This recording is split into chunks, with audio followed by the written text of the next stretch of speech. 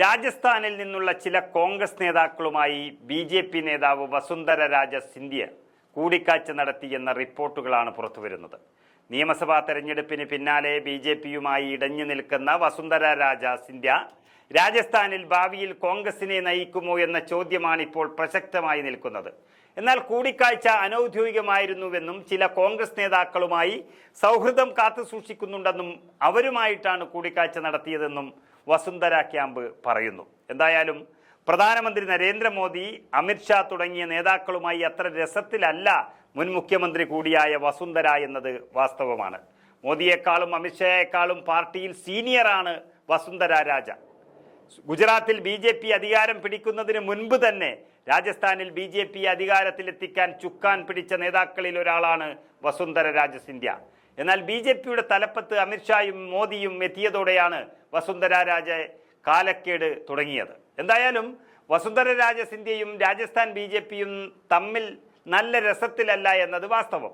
രാജസ്ഥാനിൽ ബി.ജെ.പി. അധികാരം പിടിച്ചതോടെ വസുന്ധര മുഖ്യമന്ത്രിയാകുമെന്നാണ് ഏവരും കരുതിയത്. എന്നാൽ നരേന്ദ്രമോദിക്കും അമിത്ഷായ്ക്കും ഉണ്ടായ ഒരു അപ്രീതി അവിടെ വസുന്ധരയുടെ സാധ്യതകളെയെല്ലാം തല്ലിക്കെടുത്തി. ഇതിന് പിന്നാലെയാണ് ബി.ജെ.പിക്കുള്ളിൽ നിന്നുകൊണ്ട് തന്നെ വസുന്ധര കലാപം ഉയർത്തുന്നത്. മുഖ്യമന്ത്രി സ്ഥാനം തരാതെ തഴയപ്പെട്ടതിന് ശേഷം രാജസ്ഥാൻ ബി.ജെ.പിയിലെ തന്റെ എതിരാളികൾക്കെതിരെ വസുന്ധര രാജെ ഒളിഞ്ഞും തെളിഞ്ഞും അസ്ത്രങ്ങൾ തൊടുത്തിട്ടുണ്ട്. പരോക്ഷമായി സർക്കാരിന്റെ ബലഹീനതകൾ തുറന്നുകാട്ടാനുള്ള അവസരങ്ങളൊന്നും തന്നെ ഈ വനിതാ നേതാവ് നഷ്ടപ്പെടുത്താറില്ല. മധ്യപ്രദേശിൽ ഒ.ബി.സി. മുഖ്യമന്ത്രിയും രാജസ്ഥാനിൽ ബ്രാഹ്മണ മുഖ്യമന്ത്രിയും എന്ന നിലയിൽ സമവാക്യങ്ങൾ ഒരുക്കി ഭജൻലാൽ ശർമ്മയെ രാജസ്ഥാൻ മുഖ്യമന്ത്രിയാക്കിയ ബി.ജെ.പി. നേതൃത്വത്തിനോട് പലകുറി തെരഞ്ഞെടുപ്പിന് മുൻപേ തന്നെ വസുന്ധര കലഹിച്ചു തുടങ്ങിയിരുന്നു. രാജസ്ഥാനിലെ ബി.ജെ.പി. സർക്കാരിനെതിരായ വസുന്ധരയുടെ ഏറ്റവും രൂക്ഷമായ ആക്രമണമാണ് ജാൽവാറിൽ വെള്ളം സംബന്ധിച്ച് നടത്തിയ പരാമർശങ്ങൾ. ജാൽവാർ ജില്ലയിലെ കുടിവെള്ള പ്രതിസന്ധിയെ തുടർന്ന് ഉദ്യോഗസ്ഥരെ നിലക്ക് നിർത്തണമെന്ന വസുന്ധര രാജയുടെ ശബ്ദം സംസ്ഥാന രാഷ്ട്രീയത്തെ തന്നെ ചൂടുപിടിപ്പിച്ചിട്ടുണ്ട്. ഭജൻലാൽ ശർമ്മയുടെ നേതൃത്വത്തിലുള്ള ബി.ജെ.പി. സർക്കാരിലെ ഉദ്യോഗസ്ഥ വൃന്ദത്തിന്റെ ദൗർബല്യം തുറന്നുകാട്ടിയ വസുന്ധരയുടെ സമീപനം വീണുകിട്ടിയ പിടിവള്ളിയാക്കാനുള്ള ശ്രമത്തിലാണ് പ്രതിപക്ഷത്തുള്ള കോൺഗ്രസ്.